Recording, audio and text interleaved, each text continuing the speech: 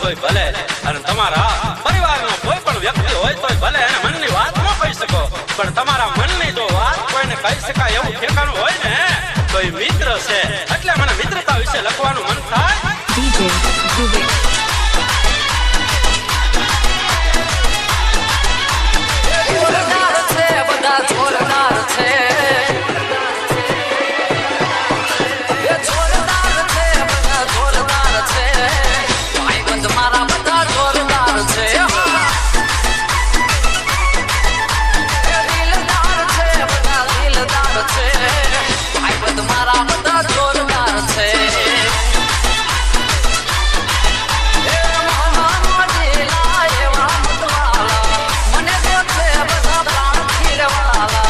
DJ Dhruve.